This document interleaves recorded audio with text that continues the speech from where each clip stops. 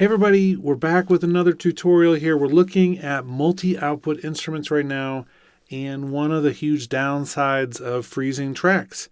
I don't know how familiar you are with multi-output tracks, but essentially there's a number of different instruments which allow us to have multiple outputs, and this system is actually pretty handy in terms of how this works in our mixer. Let's actually make a new one real quick, just so you can see this. So I'm going to make a new track, and in the instrument slot, I'll choose one of them that has multiple outputs. So for instance, I'm looking at strings right now, but horns also have this. Ultrabeat has this. You'll see a lot of them that don't have it. The EXS24 has this, and a few others. Drum Kit Designer, for instance. They all can do this thing called multi-output. So let's load up one of those real quick, just so you can see an example. Once I have this loaded, you can tell it's multi-output because now in the mixer it has this little plus and minus. So I can really get to the other tracks here using the plus and minus. I can take some of them away with the minus.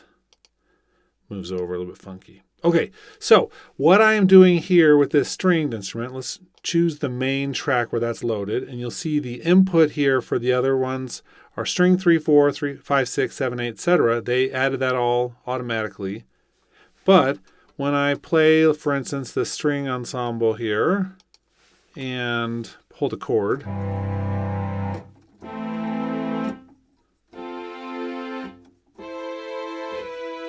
you're going to see different meters flashing down there in the mixer. That's because the cellos, the violas, the violins, the basses are all on different ones of these tracks. And I wish sometimes it made more sense than it currently does. Let me change up an octave here. Violin, sure. I get that it's one of the first ones. Although now that we have multi-outputs open, we no longer have anything coming on the main one. Switches.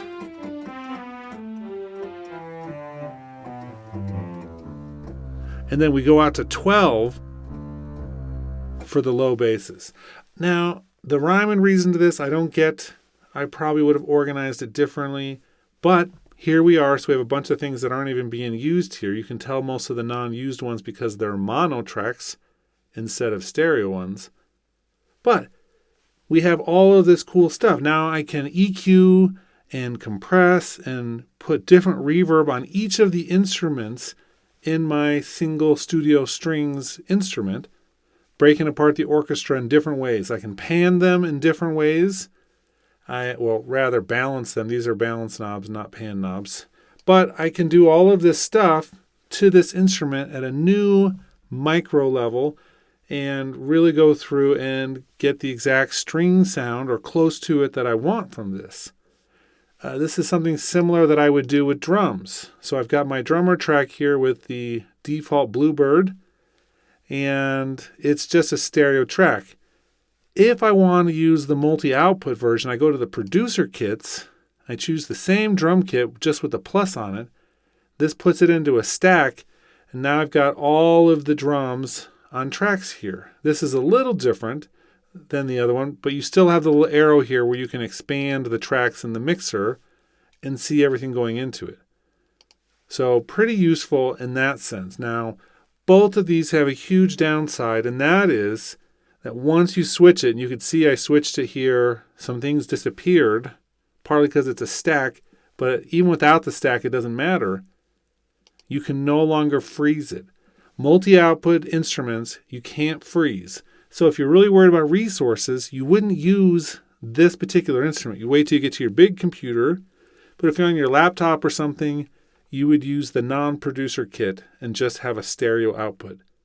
Now for the strings, yes, no, I do like being able to split those out and process things separately.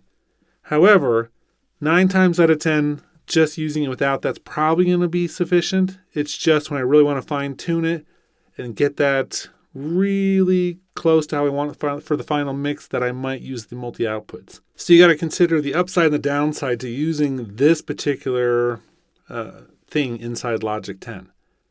Okay, other than that, there's not a lot of downsides to this. It's a really cool way to keep things organized. It's a really nice way to have expandable options for your instruments so that you can do more instead of just being limited to a certain amount of internal routing and processing. Now I can do a ton more with this inside the mixer itself. Okay, let me know in the comments if you've been using the multi-output stuff before, what you've been using it for. There's some really cool things you can do with the EXS24 that are multi-output. I'm curious if anyone out there is actually doing any of this stuff because, well, I'm curious to see how you're doing it.